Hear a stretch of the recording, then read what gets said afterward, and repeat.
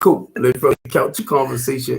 Steve Copeland from the Couch Conversation. Steve Copeland from the Couch Conversation show. Steve Copeland, the Couch Conversation. Steve Copeland from the Couch Conversation. Steve Copeland from the Couch Conversation show. Hey, family. Y'all know who I am, Steve Copeland. And to my left, TT Walker Winkler. I'm even jacking up her last name. Tisha Winkler from the Book Breakers. Barbie Johnson. Publisher, I'm sorry, TT is an author, y'all. Of 3 books and 3 on the way. Barbie is a publisher, and these are my business partners. So if you need your book published or you need help in doing the necessary work with your writing, you can contact them from the Book Breaker Show. But yeah, the topic today, and Candy, I know you probably tuned in later or something like that on one of them, but Candy, I wanted her to come and share about her page about grieving, and she wasn't able to make it, and it was okay. I said, I'm gonna get you on here again. Try to get you on here again, but she wasn't able to make it, and she lost her husband, and she started a page. And I'm on her page, and I wanted her to actually come and talk about, supporting people that have lost a loved one or relative. And I didn't want to go ahead and leave it alone, right? Because we all have lost a loved one. So the whole goal is for us to just talk a little bit about it and how we overcome certain feelings and emotions that's attached to that and what we go through so that others can learn, to release in a day at a time now. This is not something I know that happens overnight. Okay, I already know that. You can't even put a measurement on a pain, of a loss. Rather, it was a mother lost a son or daughter, or rather a son or somebody lost a mother or father. You understand? You can't measure that pain, and I never tell anybody when they're going through certain things, oh, you need to get over it, you need to let it go, or you need to do this, you need to do that. No, because nobody want to hurt. Nobody like hurting, if you understand what I'm saying. You don't want to just deliberately hurt. But when you're grieving or when you're in certain phases, you're not asking for the pain, but the pain is there. And one thing I understand too about this, just losing a loved one or relative is really tough. And for a lot of y'all, I lost my sister back in February. February the 10th, she passed away. And y'all know my story. I always try to share a story. I lost my sister back in February. And be honest with y'all, I knew she was sick and I knew she was going to pass, sooner or later. But I was like, I prayed that God's will be done. And be honest with y'all, when he took my sister, I regretted praying that. I regretted saying that, because my sister and I was, other than brothers and sisters, we was best friends. It's like whatever I was going through in life, she's always been there. Whatever she was going through in life, I always been there. I even raised her kids and named her kids. That's just how close me and my sister was throughout, our life. And I had her in my life for like 58 years. And I knew she was getting to the point because her liver was messed up. Her organs were starting to fail on her. And, when your family hurting like that, you just want them to be at peace. But that was one time when I said something that I wished I never did. And thank you, Tanya Flowers, for reaching out to me because Tanya Flowers sent me something talking about the 5 phases of grief. And I'm like, thank you. And then she told me on top of that too, you know, because some of y'all do pay a lot of attention to me. She said, no matter what, don't beat yourself up for asking God, for praying for his will to be done. And I'm telling y'all, I felt horrible. And it got to the point where I was going into a state of depression. And I'm just saying this because I could not believe my sister, 58 years of being in my life, I've never ever imagined her not being there. Never, even though she had got sick and stuff like that, I never imagined her not being a part of my life. And that blew me away. I was getting to the point where I thank God her son and her daughter and her sons and her daughter and them, they buried their mother. They did everything they did. I commend them. I love it. Normally I'm the one that's burying family members or doing all arrangements and stuff like that. But I did not put my hand into this one. And I did not go to see my sister when she was in the hospital. I could not see her like that. And when she passed away, her daughter called me and she told me my mother gone. And the only thing came to my mind was stop playing, you know, stop playing for real. And then when I went to the hospital to see her, she looked like she was just asleep. And I had to ask her children and my brother, I said, is she really gone? Because she looked just like she was asleep, laying there with her mouth open and just like she's asleep. And I couldn't believe she was gone. But I understood she was gone. And my birthday is February the 20th. We buried my sister February the 21st.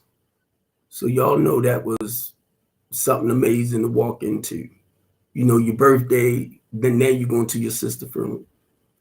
And I sat by myself. And it was some personal stuff, but I'm gonna try not to stay here too long. I sat by myself because a lot of my family members kind of backed up off of me when I started fighting the fight for our people. And I know they didn't appreciate the way I came.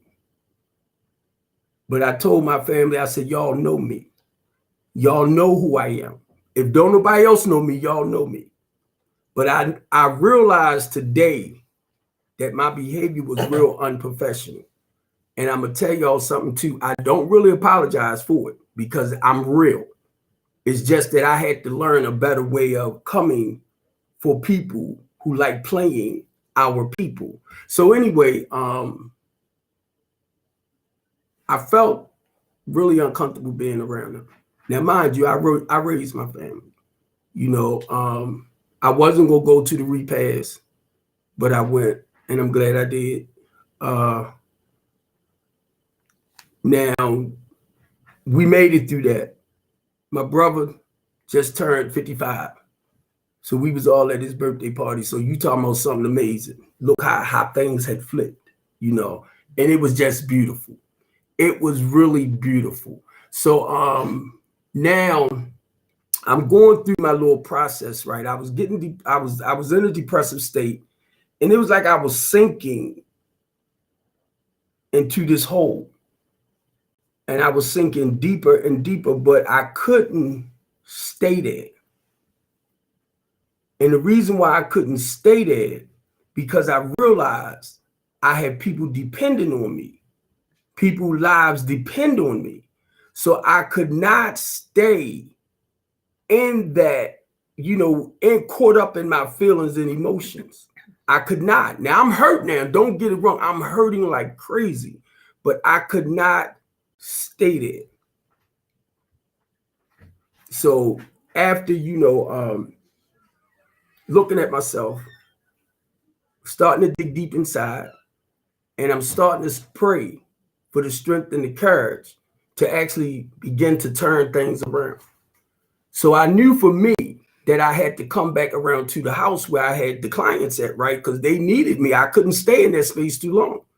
But y'all talking about a fight. I'm telling you, talking about a fight. And I know a lot of y'all know it was a fight to come out a day at a time. It was days where I just didn't want to move.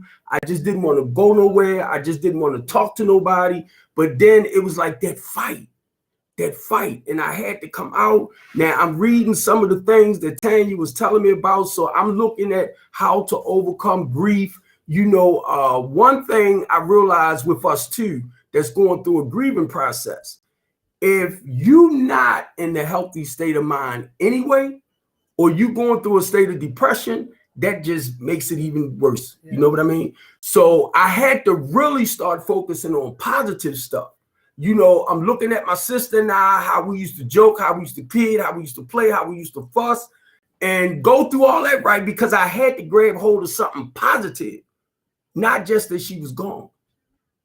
I had to grab hold of something positive. So now, mind you, I'm looking at her children, I'm looking at her grandchildren, and the name of my housing program is called, at that time, it was called the Ambassador of Housing. So now it's called the LaTanya D. Copeland House of Hope. So now it's like I want to leave a legacy behind with her. But now, mind you, I'm fighting. Next door, I got a little poster up, and some of y'all seen it, where we got a plaque up of her with a lot of pictures of us and her when we was all younger, that my niece and her made with some flowers around it. So I got it over in the house, the other house. But that's just in her memory, right? Man, and I'm gonna tell y'all, God is so awesome. And this is not to downplay or downgrade nobody for who might not be there. But I'm gonna tell you, I was hurting so freaking bad. And one day, Barbara and TT, I woke up and I was not feeling that pain. Mm-hmm. I was not feeling that pain. It was like I was okay. All right, now she's gone. She's in a better place. I'm trying to hold on to the memories. You know what I mean? Yes. I don't want to look at stuff in a negative way, if you understand what I'm saying, in a way that will make me feel more depressed. Now, it's times when I'm sitting in the house and I might listen to gospel late at night, you know, and I'll start reminiscing and I'll start crying. And I'll be like, don't go there. But two, I would have to look at like the peace. When I last seen her, she looked like she was asleep. And that's what I try to hold on to. She looked like she was asleep. And I know she was tired. And the reason why I'm saying I know she was tired, right? Because she was still struggling with using. And so happened, her children didn't hear from her, so they happened to go to the house. And they found her like out on the floor and her feces and everything. And when she went in the hospital, that was like it. And they tubed her up and everything, but I didn't go see it. I could not, take that. But God took that pain.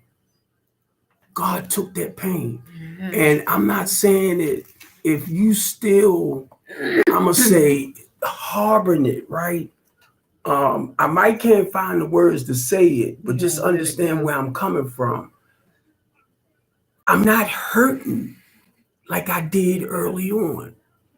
And I know that's him. It's like he took that pain. Maybe he did it because he was like, Steve, I got more work for you to do. I can't afford you to go into that little hole. Yeah. You know what I mean? Because I was trying to watch how I was telling her son, because her son is still going through what he's going through. And we was at the party, and I was telling him to feel what you got to feel, bro. That was his mother. But I was trying to let him know, too, that, what came to mind is trouble don't last always. But that pain, that like thorn, that sting. That sting. And I'm telling you, man, it's like I can only thank God. And me and TT was out here talking, and I'm gonna let them talk a little bit. We was outside talking. My mother passed away 34 years ago, 88. I was 26 years old. I didn't feel that pain like I felt with my sister.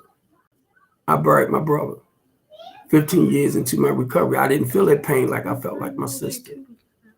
And wait a minute, I know Barbie's over at Mama, so she says so I ain't catch it. But anyway, I'm just saying this, y'all, because I truly thank God, because it's a lot of people I know suffer death after death after death.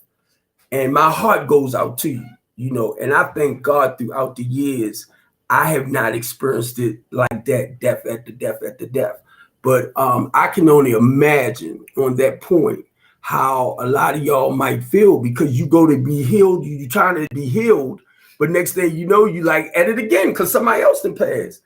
And if I sound real joyful in a way, y'all, believe me, that was only God. And I try my best, even on them days where I might listen to something where, you know, I might reminisce and I might want to cry, because it was one time I felt like I actually heard her voice outside, and I'm like, oh my God, you know. But it's the things that I see.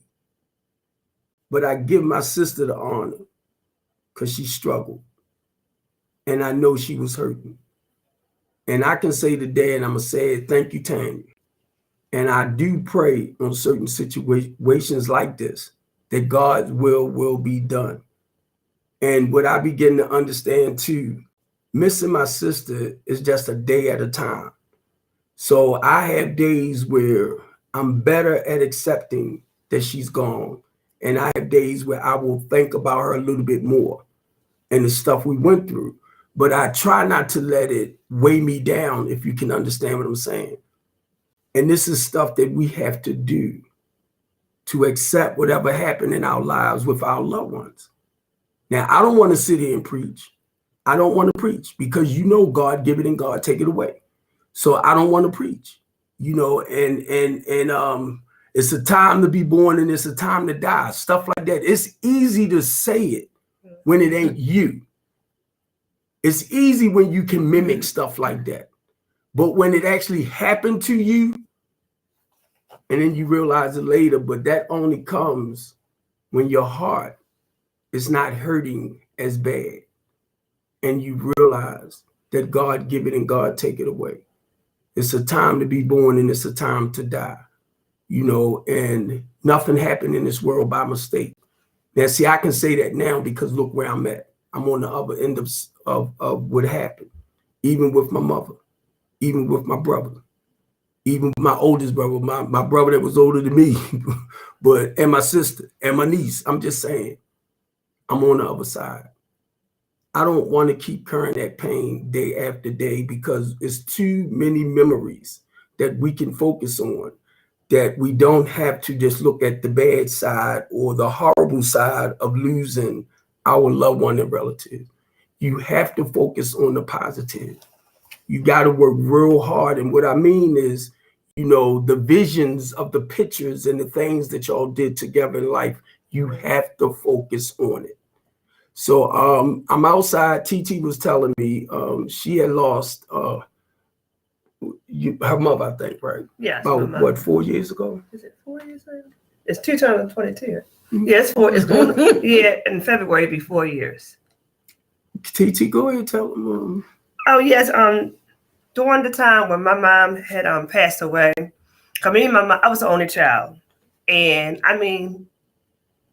No, not you. Okay, I'm sorry. Get my soul about. Me and my mom, we were very close. It was just me and her all the time. We were like Bonnie and Clyde. We went everywhere together. When I went to McDonald's, she was at McDonald's. We were just inseparable. But when my mom passed away, I mean, I just shut down. The depression. I was already depressed from time to time, but my depression was even worse. I stopped eating.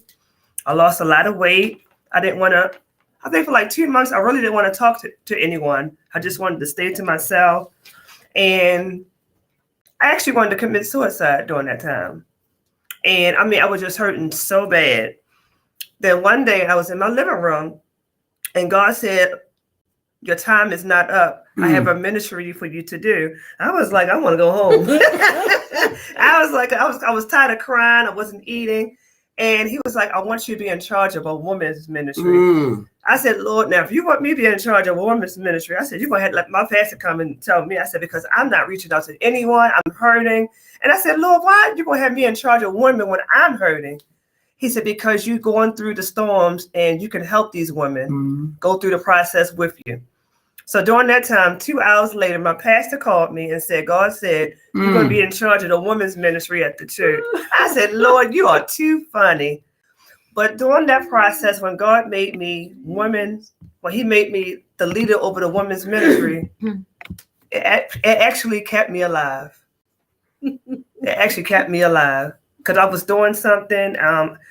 Even though I was still grieving during that time, God was taking my mind off some things. He was keeping me busy. My heart was getting healed with the women with their joy and laughter. But when I would go home, I would just cry. I would just cry out to God. And now it's almost 4 years. I still have those moments when I do cry, but it's not that heaviness every day where I'm just weeping every day. I'm going through the stages of grieving.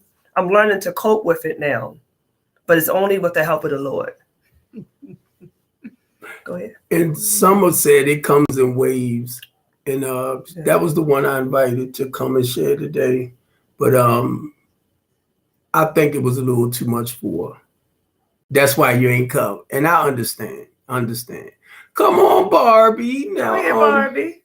What am I supposed to tell? Just basically. No, laptop. Oh God, my process was when my husband passed away. You talking about devastation? I didn't want to get out of bed. Yes. I said, Lord, you take me. You know I'm going right down in the grave with him. They should have buried me when they buried him. But like you both were saying, that I didn't want to do anything. I didn't want anyone to talk to me. Don't talk to me. Don't tell me nothing. I didn't want to hear no scripture. It was not time. And so I said, Lord, don't let nobody come to me with foolishness out of their mouth. I didn't want to hear it. So nobody did. He just blocked that because that was going to upset me. Now I was just going blah, blah, blah, blah, blah, blah, blah. Yes, I was. I was just going to give you a piece of my hurt because I was hurting. And like I was laying in the bed, he told me, get up out of bed. I just said, Lord, I just want to go ahead and sleep away. He said, no, this is not your time. Yeah, I know. This is not your time. He said, get up. And the voice came strong. Get up.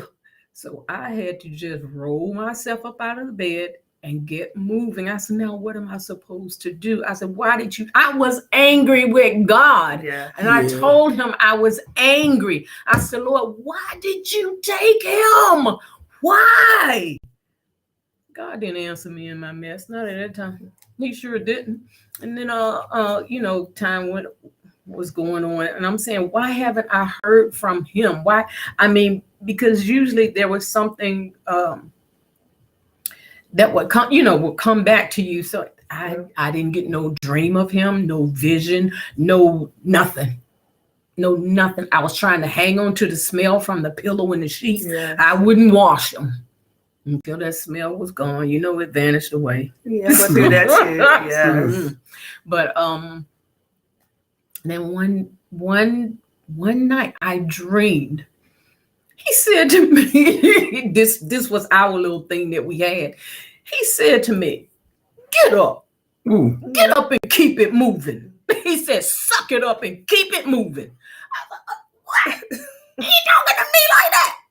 Yes, he was talking to me, but that was our thing. And for me, basically, that came from the army when they tell, oh, are you a wuss or are you a soldier? They say, get up and keep it moving. Suck it up and keep it moving, soldier. So, when he would be going through something, I said, well, you know what? You're just going to have to suck it up and keep it moving. That was our thing. So sometimes, and when he said that to me in that dream, that's when I sucked it up and kept it moving. I sure did. He said, because you're going to live. You're going to live. And he told me, I want you to remarry. I ain't remarried yet, though. I don't need no tissue. Oh, I'll keep it right here just in case.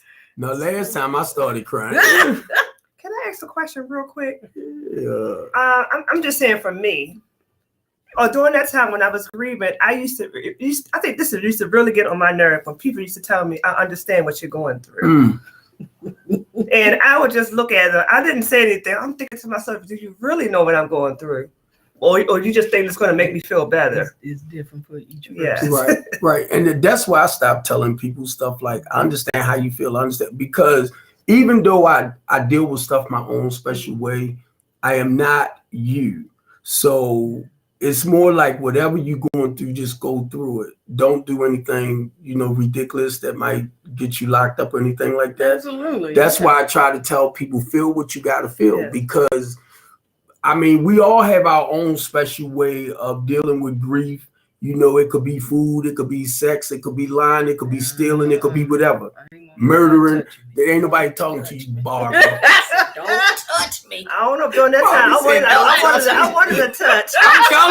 I'm telling you, hey. When I heard, hey. No, a touch from my husband. That's what I wanted. Whatever. When I heard it, I'm sorry. We talking about. That's why I was single. So I ain't want nobody to touch. I ain't want man say, "Hey, baby." No, that's the wrong word. Because I'm gonna give you a piece of my mind. Get away from me. Get away from me. Now I'm gonna share this right too. I did not realize that walking away from a relationship, you can go through withdrawals. Yes. I did not know the physical. I'm talking about like I'm shaking and going through this and that. I never had withdrawals from the drugs. The dope. But I think it was about 2 relationships. And I know my last marriage, when I walked away, I was physically in the fetal position. So what I was doing, I was detaching from my wife. And that's part of what we do with the grieving process. You begin to detach because that person is not there anymore for you. Well, except for that, you can still call and see them. But when you leave that, when that loved one leave you, it's like, oh my God, because you by yourself now. And it's like, what I'm gonna do? So you're detaching, but you can't detach from the memories. You can't detach from that. And that's something that you want to hold on to. So I can sit back and say, I hate, and I'm just using my wife as an example. I hate her. I just like her. But no, she's a beautiful person. It just didn't work. Now, my sister, oh Lord have mercy, that was my heart. Yeah. That was my heart. And you never imagine that person really not being in your life. And I'm like, wow, I never fantasized about, well, if she leave, blah, blah, blah, blah, blah. You know how we might do. Yeah. But it was none of that. It was like, wow, I was just blown. And another thing, because when you're so used to going inside of yourself, because some of us do have to seek outside help to deal or overcome with certain things. But because of how I was taught through the spiritual program, I know how to go inside of myself no matter how I feel. And it takes a lot of work. I have to go inside of myself and do the necessary things to muster up the strength and the courage to move on, and I just don't want stuff to drag me down to the point where I see some people might have had a stroke over certain things, and that's not something that I want myself, something to happen to me, so that's like a big fear to me. You get ready to say something, TT? No, it's a fly. I'm sorry. I'm sorry. I was trying not to swat. I seen you grab that paper. Look, I was getting ready to say, TT, if you want to talk, you got to raise your hand. Yeah. Because that's how. But no, Candy, I love you, baby. If you still right there, Summer Candy, Rose. I met her doing the Middle River incident. I met Candy. Look, the other day, and I'm telling you, that wasn't nobody but Devin Crazy Butt on my daggone page under Cries Bueller, right? Butler. And he said, look, it's not too many people I know that know all that we went through with that. And I know Devin have a tendency of making fake pages and coming on your page and talk bullshit. He talk bullshit. And he was saying stuff. I said, Devin, I knew that was you because you were saying too much stuff that happened back then. And then I didn't even know he was down at the place. He ain't come out and introduce himself to me when I went down under the bridge. He said, I seen you go in the back of that truck and grab that chain. I said, you dummy. I said, you dummy, because man, the guy got into it. The guy told me to get from down there. He said, yeah, because he went and brought a pipe. I'm like, where was you? Oh my God, you just came on, you jerk. And look, I'm like, where was you at? I don't know where he was hiding at. He was down there somewhere. It's like he's seen everything. He said, stay on topic, sir. Oh, okay. Thank It you. done went off. Thank Talking you. about grieving, how to cope, Thank you. solutions. But you know, that's all a part. And thank you. That's all a part of, you know, when you hurt, is finding that space where you can actually laugh and kid and joke. Because I do not like staying in, I'm gonna say, a desperate place, or I deal with depression. You know, I found out some years and years ago, you know, through the marriages and all that type of stuff, that I was dealing with depression. But I was always taught how to work up out of depression. Like when you find yourself going into that hole, and we do that with losing a lost loved one, relationships, whatever. But I'm gonna stick back, and thank you. I'm gonna stick back to what we were saying, losing a loved one. Now, either way, I knew, like I said, I knew I had to come up out of that space, because it was too many other people actually looking for me to kind of help them with their life. So basically, once again, it's like you doing something selfish for yourself. You have to put yourself on hold. No matter how you feeling, you have to put yourself on hold to go and be strong for other people, even though you hurting like crazy. Yeah. And thank you, Butler, because you know I go, and to stay on topic. But I'm thinking about Kay Simmons, and Kay Simmons lost her son, Davon, back in 2017. And every Sunday, Kay Simmons do a little toast to her son. Now, a lot of y'all might not know, but if you are on a New Baltimore City, Rebuilding Our City, that page is based off the 343 homicides that took place back then. So the goal with me, and I was sharing it a lot during that time, once we opened up a multi-purpose center, I want to put a plaque. I want to get a plaque, and I want to put all the names on there of the 343 that passed, that got killed back in 2017. So I'm sharing this at a community meeting, and Kiki was there too. I had just met Kiki, and Kiki's son was killed in the county. So Kiki was like, "You're not gonna put my son's name on the list." And I'm like, "Oh my God," but the people's sons that got killed in the county, like Kiki, Kay Simmons, and please don't let me forget, because I met her as well. Her name is on the tip of my tongue, but their sons got killed in the county. Not Kay Simmons' sons. I think Kay Simmons' sons got killed in Baltimore City. But the ones that sons got killed in the county, and they wasn't included in like the 343 homicides, what I told the parents I would do was name some of the rooms after their children. Once I found out like what they really liked, and I would name a room after them, because I couldn't tell that parent no. I couldn't tell them no, you just lost your son. You know, even though he was from Baltimore, he lived in Baltimore, born and raised, but he was killed in the county. And I popped up, and her name will not pop in my head. It will not. But I popped up. They had a rally for her son, Deidre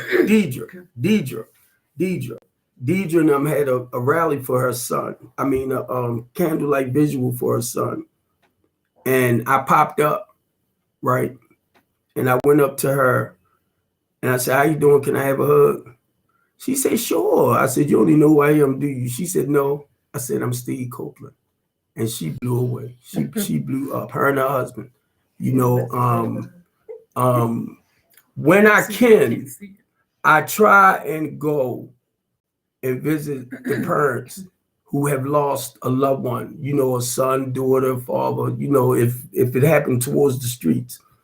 I will go after the cameras and everybody else is gone, and I'll go and I'll talk to the family and just encourage them and just letting them know what we're doing to slow down a lot of like the homicide rate that's going on.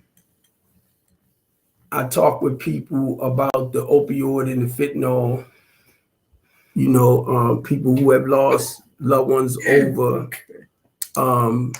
you know, drug addiction, overdoses and stuff like that. So in saying what I'm saying, once again, that's why this page was made, A New Be More City. And I was going to go in and read it a little bit more, but I know our time is limiting. Your time is up. Whatever. 5 minutes. I can talk on here for an hour. Well, I'll be gone. I'm speaking for me. Gazette going on. And I just wanted, because I'm gonna pass it back over to one of them, y'all. But I just want to say I thank y'all. Yeah. I thank God for the ladies that's in my life. I call them angels. Barbie said, "Don't put her before God because she ain't trying to leave." We want to stay here I a said, while. yeah. I said, "Oh no, y'all ain't going before God." But and once again, I just want to say, Candy, I love you. And her and I used to stay up a lot of late nights talking about her husband and just talking about things, and we would cry and everything, you know. Charlotte, Scarlett, her and I used to stay up about Jessica, and that's who this page was all based around. And Anthony A. Williams was a young guy that got killed around about the 10th, and his body was I can't mention the month, but he got killed like around the 10th, and they didn't discover his body until about the 19th. But it was in a pathway the way he used to go home. So wherever somebody had him at, they did what they did to him, and then they dropped him off. But his family wasn't getting no answers from the police department. Then he got killed in the county.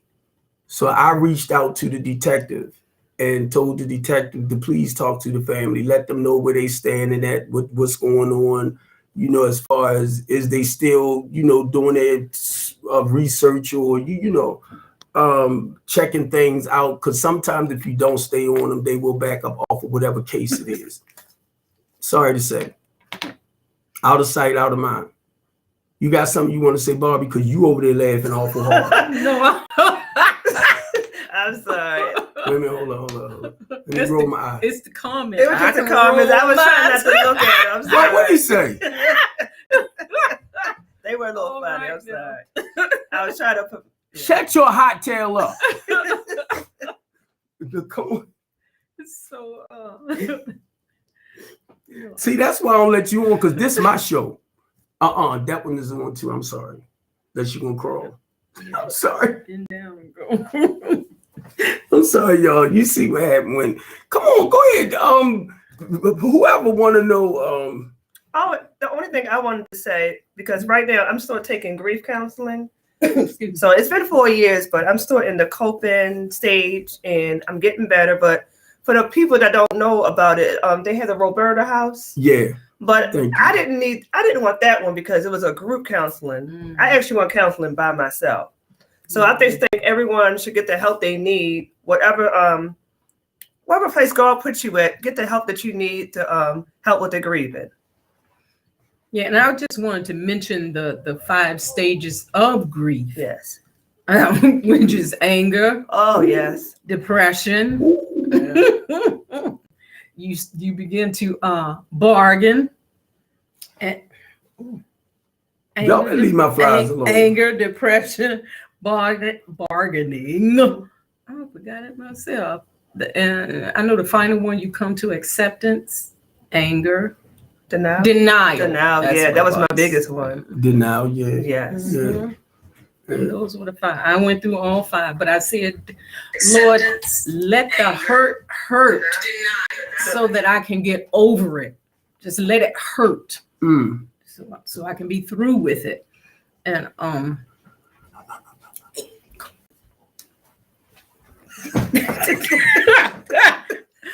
my God! So let the hurt, so I can get over it. And I said, just take me through it one day at a time. Just take me through this day, not this week. That's too far out.